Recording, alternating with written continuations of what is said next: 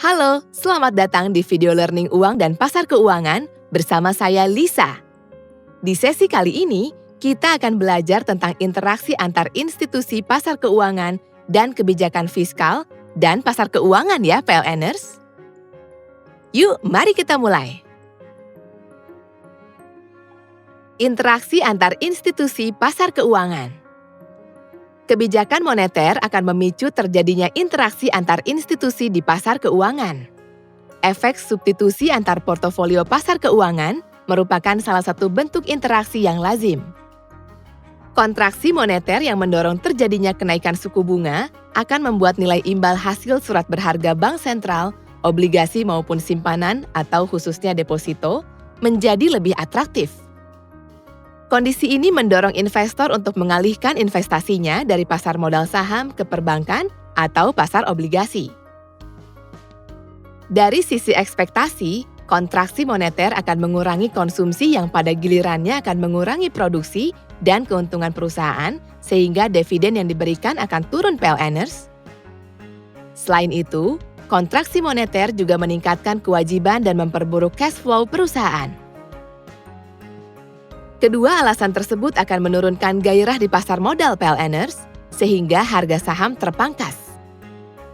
Dari interaksi tersebut terlihat bahwa pasar modal menjadi kompetitor investasi dari perbankan dan pasar obligasi, karena simpanan bank dan obligasi secara teori akan bergerak searah. Kebijakan fiskal dan pasar keuangan. Selain kebijakan moneter, kebijakan fiskal juga dapat mempengaruhi kondisi pasar keuangan. Walaupun demikian, jika kebijakan moneter berimplikasi langsung pada hampir setiap bagian di pasar keuangan, kebijakan fiskal tidak berpengaruh langsung pada keseimbangan pasar keuangan. Hal ini dikarenakan tujuan kebijakan fiskal lebih fokus pada indikator agregat makro seperti pertumbuhan ekonomi dan kestabilan harga. Dalam mekanisme transmisi kebijakan fiskal yang dilakukan, pengaruh terhadap pasar keuangan hanya terjadi khususnya pada tingkat bunga yang berlaku di pasar keuangan. Untuk memahami pengaruh kebijakan fiskal, maka digunakan ilustrasi model ekonomi yang paling sederhana, yaitu model IS-LM. Lisa akan menjelaskan tentang model IS dan LM. Model IS adalah penghitungan yang menggambarkan keseimbangan antara pendapatan nasional atau Y dan tingkat bunga atau I pada pasar barang. Model LM adalah penghitungan yang menggambarkan keseimbangan antara pendapatan nasional atau Y dan tingkat bunga atau I pada pasar uang. IS berasal dari investasi atau investment dan tabungan atau saving. LM berasal dari permintaan akan uang atau liquidity preference dan penawaran uang atau money supply. Sehingga kurva IS-LM merupakan kurva yang menggambarkan bagaimana interaksi antara pasar barang atau IS dan pasar uang atau LM.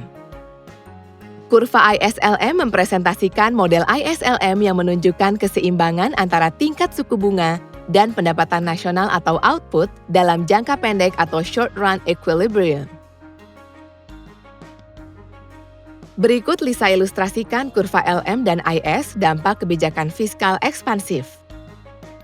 Belanja pemerintah yang naik akan mendorong adanya kenaikan pendapatan nasional yang diilustrasikan oleh perpindahan kurva IS ke IS dengan tanda petik tunggal.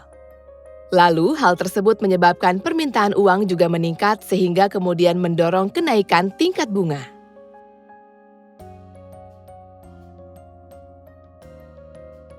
Berikut Lisa ilustrasikan interaksi kebijakan fiskal dan moneter akibat kenaikan pajak. Otoritas meningkatkan jumlah uang yang beredar sehingga pendapatannya tetap namun tingkat bunga menurun. Adanya penurunan konsumsi akibat kenaikan pajak, sedangkan ekspansi moneter dengan tingkat bunga yang turun mendorong investasi.